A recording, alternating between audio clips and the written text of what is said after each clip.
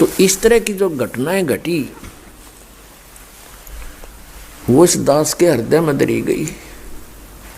फिर धीरे धीरे परमात्मा की दया हुई, परमेश्वर ने आशीर्वाद दिया, गुरुदेव ने उपदेश दिया, वो नाम देने का आदेश दे दिया, दीक्षा देने का। दास ये सर्विस करता था। सर्विस के दौरान ही सैटरडे संडे को सत्संग करने लगा। 2 वर्ष सन 1994 में इस दास को नामदान करने का आदेश हुआ। फिर देखा वर्कलोड बहुत हो गया, रजादाता की बहुत भक्त होने लगे, सत्संग बहुत बढ़ गए। दास सर्विस करता था, junior engineer civil Haryana state की, नौकरी त्याग दी। एक ही काम हो सके था, या तो परमात्मा का आदेश पालन हो सकता है या फिर वो दूसरी नौकरी हो सकती थी। तो उसमें नौकरी त्यागने से पहले मन में बहुत विकल्प संकल्प उठे। बच्चों का क्या होगा, कहीं भूखे ना मर जाएं। फिर परमात्मा प्रेरणा देता कि यदि कल तेरी मृत्यु हो जाती है, तू क्या ठेकेदारी लिए बैठा है, इनका पालन परमात्मा ही करेगा। इस तरह की बहुत सी उतार चढ़ाव के बाद फिर परमात्मा ने दया बख्शी, या सेवा दे दी, मजदूरी दे दी इस दास को, उसके बच्चों को जगाने की, उन धनियों को जगाने की।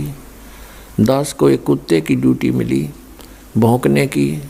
आप सभी धनी हो, आप पिछले पुण्यकर्मी प्राणी हो, आपको जगाना इसलिए आवश्यक है कि आपके चोरी हो रही है, आपकी अनमोल जीवन नाश हो रहा है।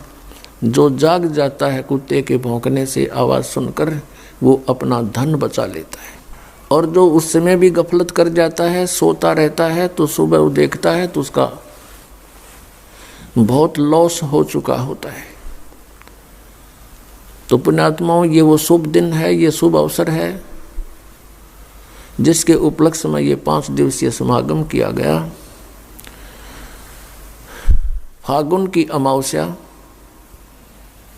17 फरवरी 1988 को इस दास को उपदेश मिला। इस दास का आध्यात्मिक जन्म हुआ। उस दिन के बाद एक नए जीवन की शुरुआत हुई।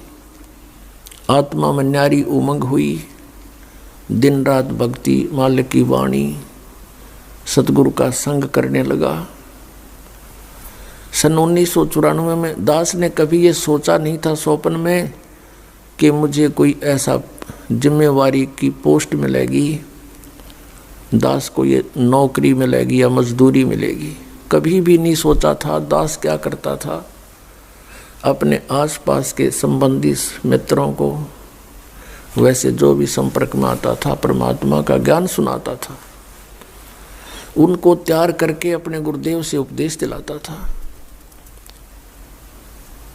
सन 1994 के अंदर गुरुदेव ने, मैं कुछ भक्तों को नाम दिलाने लेकर गया था।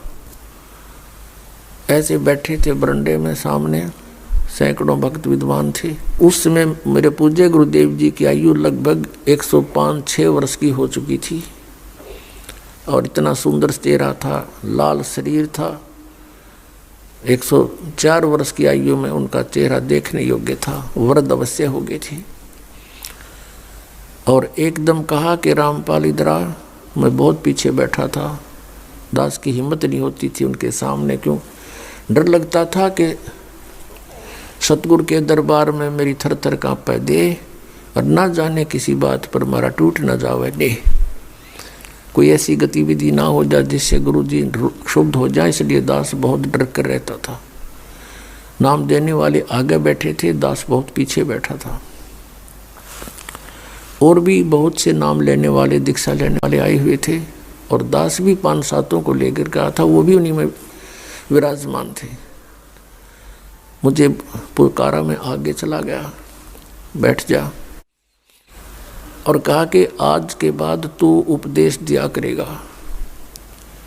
और वहाँ उपस्थित सैकड़ों तो उपदेश लेने वाले थे और भी बहुत उनके पुराने शिष्य भी थे। सबसे बोल दिया कि आज के बाद मैं किसी का गुरु नहीं, और ये सब के गुरु हैं, इनसे दीक्षा लो। मैं एकदम घबरा गया, कति पसीने आ गए दास के, और वो तो अंतर्यामी थे।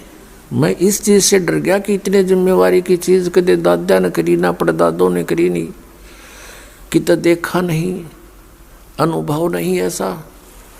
वो तो अंतर्यामी थे, समझ गए कि चिंता ना करना, तेरे साथ रहूँगा, तेरे साथ मेरा आशीर्वाद सदा बना रहेगा। और फिर कहा कि विश्व में तेरे समान संत नहीं होगा। ये सब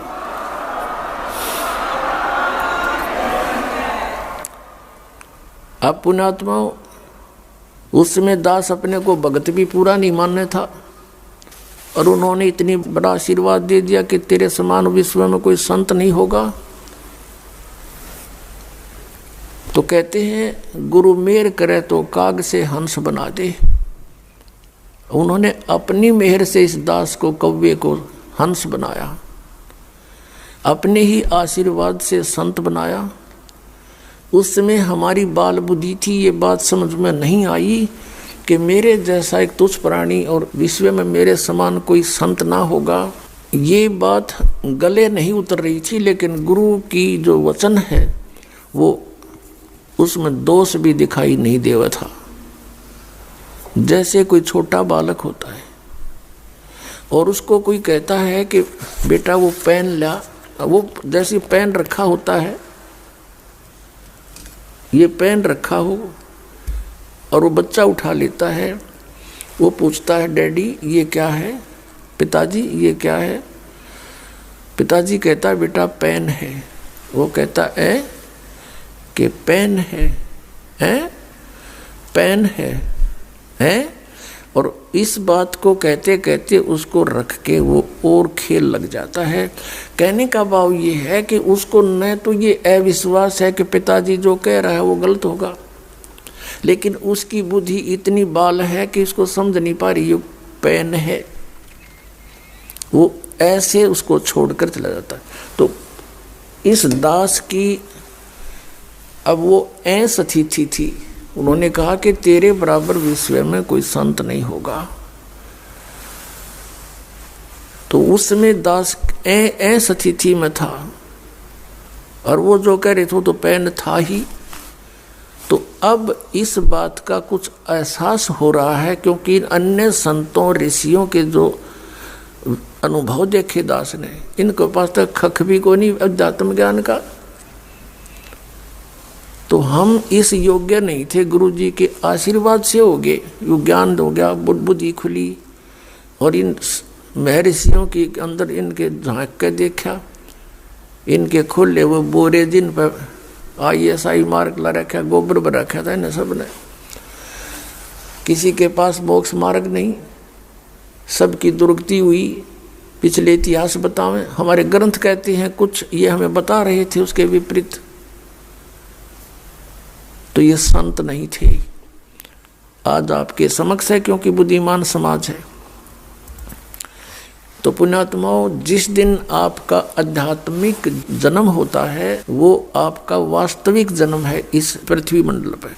शरीर के जन्म तो असंख्य हो लिए, जन्म तो वो भी है क्योंकि शरीर स्टार्ट हुआ, और अब आत्मा का जन्म समझो, आध्यात्मिक जन्म उसका उस दिन है जिस दिन सतगुरु मिल गए। जा दिन सतगुरु भेंटिया, सो दिन लेखे जाने, बाकी समय व्यर्थ गया बिना गुरु के ज्ञान। कि यही समय हमारा उस दिन से लेखे लगा जीवन, जिस दिन से पूर्ण संत मिले। नकली गुरुओं से उपदेश लिया हुआ व्यर्थ है। बोलो सतगुरुदेव की जय हो।